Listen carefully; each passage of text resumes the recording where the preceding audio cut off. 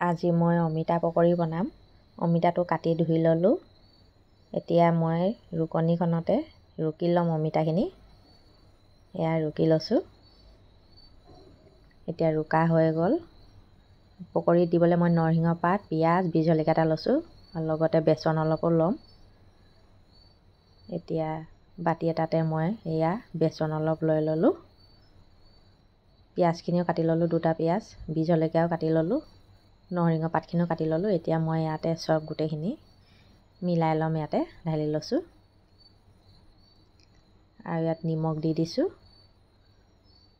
নিমখ নিজৰ জোখতে, অলপ বেচনৰ জোখতে দি দিছোঁ। অলপ বেকিং অলপ দি দিম। এয়া অলপে দিছোঁ বেকিং পাউডাৰ। মই ইয়াত আৰু একো মছলা ব্যৱহাৰ নকৰোঁ। ইয়াত মই নৰসিংহ পাত, পিঁয়াজ, জলকীয়া, নিমখ এয়াই দিছোঁ। এয়া অমিতাখিনি মই অলপ সিজাই লৈছোঁ। এয়া হৈ গ'ল, বেছি সিজোৱা নাই, অলপ সিজাই লৈছোঁ। পানীখিনি মই পেলাই নিদিওঁ। এয়া হৈ গৈছে। এইখিনিয়ে মই এতিয়া সানি ল'ম। এই বেচনখিনি পানী নিদিওঁ, এয়াই সানি ল'ম। গোটেইখিনি ভালকৈ মিলাই ল'ম সানি।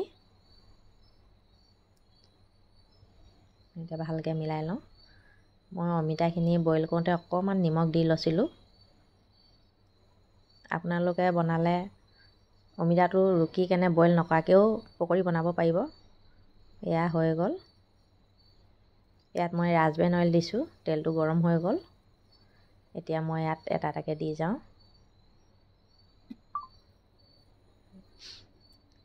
এয়া গৰম গৰম বনাই খাবলৈ খুবেই ভাল লাগে। মই ইয়াত মছলা একো ব্যৱহাৰ কৰা নাই। আপোনালোকে পাৰিলে মছলাও দিব পাৰিব নিজৰ ইচ্ছাত।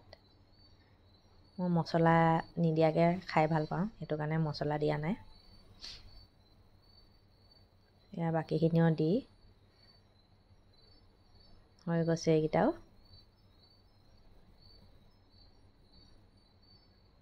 এইখিনিও মই এতিয়া উঠাই লওঁ। হৈ গ'ল। এয়া হৈ গ'ল অমিতাৰ পকৰি, অমিতাৰ বেচন দি।